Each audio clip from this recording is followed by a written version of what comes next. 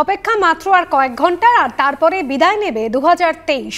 2024কে স্বাগত জানাতে তৈরি তিলোত্তমা। আর সেই বছর শেষে আনন্দে একেবারে শহর থেকে শহরতলি জেলার বিভিন্ন জায়গা একেবারে জমজমাট। একই সঙ্গে দীঘা, সুন্দরবন, জয়চন্ডী পাহাড়, এই সমস্ত জায়গার ছবি দেখিয়েছি। বিভিন্ন পর্যটন স্থল একেবারে উপচে পড়া ভিড়। আর শহরের বিভিন্ন জায়গা অর্থাৎ কলকাতার বিভিন্ন দর্শনীয় স্থান, সেখানেও সকাল থেকে মানুষ ভিড় জমাতে শুরু করেছেন। অনেকেই সমুদ্রের পাড়ে বসে তারা বছরের শেষ দিন উপভোগ করছেন। দীঘাতে একেবারে বহু মানুষ তারা ভিড় করেছেন। 2024 আসতে মাত্র কয়েক ঘন্টা আর বাকি রয়েছে। 2023-এর বিদায় লগ্নে সাধারণ মানুষ তারা আনন্দ উদযাপনে মগ্ন। সুখ দুঃখ, পুরনো যা স্মৃতি, সেই সমস্ত কিছু পিছনে ফেলে নতুন বছরের স্বপ্ন দেখা শুরু। বছরের শেষ দিন, আর সেই শেষ দিনে একেবারে সকলের সঙ্গে পরিবারের সাথে সময় কাটাতে মানুষ ভিড় জমিয়েছেন বিভিন্ন জায়গায়।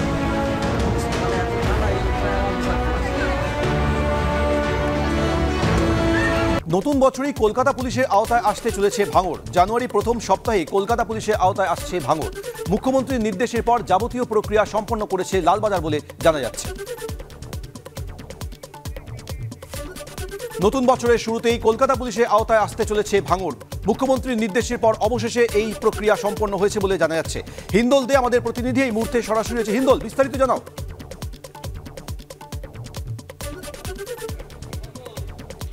দেখো সৌমেন, কিছুক্ষণ আগেই কলকাতা পুলিশ কমিশনার তিনি কিন্তু একেবারে দক্ষিণ 24 পরগনার ভাঙড়, যে ভাঙড়কে ভেঙে কিন্তু কলকাতা পুলিশের আওতায় নিয়ে আসা হয়েছে। বেশ কয়েকটি নতুন থানা তৈরি করা হয়েছে।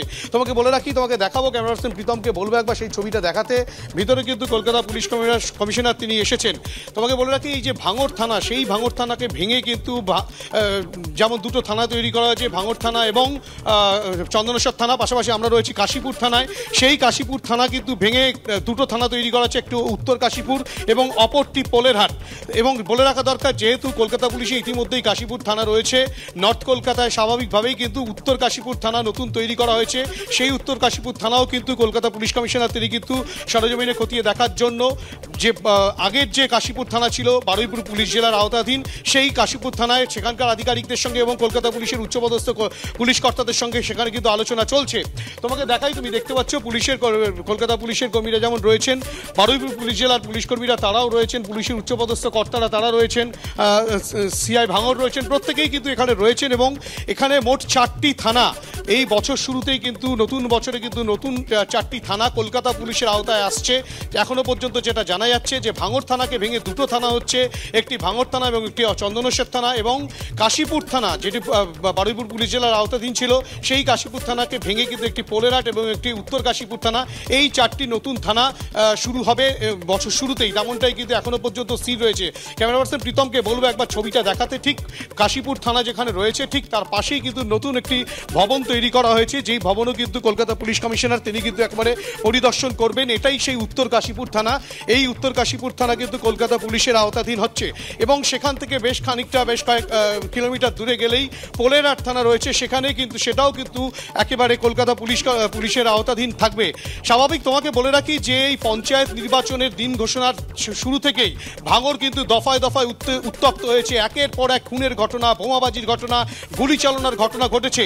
এবং যেভাবে উত্তেজনা ছড়িয়েছিল, একের পর এক তৃণমূল কংগ্রেস কর্মী খুন, আইএসএফ কর্মী খুন, এবং বাড়িতে আগুন লাগানো, ভাঙচুর চালানো, গুলি চালানোর ঘটনা, একের পর এক ঘটনা যেভাবে ঘটেছে, তার পরবর্তী ক্ষেত্রে কিন্তু একেবারে আলিপুর বডিগার্ড লাইন্সে মুখ্যমন্ত্রী মমতা বন্দ্যোপাধ্যায় তিনি কিন্তু কলকাতা পুলিশ কমিশনারকে একেবারে পুলিশের যখন একটি অনুষ্ঠানে গিয়েছিলেন, সেখানে তিনি বলেছিলেন যে ভাঙড়কে কলকাতা পুলিশের আওতাধীন করা যায় কিনা, এবং সেই প্রস্তাব দেওয়ার পর থেকে কিন্তু সেই প্রস্তুতি শুরু হয়। অবশেষে কিন্তু আগামী বছর, অর্থাৎ বছর শুরুর সময় থেকেই কিন্তু কলকাতা পুলিশের নতুন 4টি থানা শুরু হবে। তা সরজমিনে খতিয়ে দেখার জন্যই কলকাতা পুলিশ কমিশনার তিনি এসছেন। আপাতত 4টি কলকাতা পুলিশের নতুন থানা শুরু হচ্ছে, এবং পরবর্তী ক্ষেত্রে আরও 4টি থানা যেগুলো হওয়ার প্রস্তাব রয়েছে সেগুলোও কিন্তু শুরু হবে, তেমনটাই এখনো পর্যন্ত কলকাতা পুলিশ সূত্রে খবর। ধন্যবাদ হিন্দল।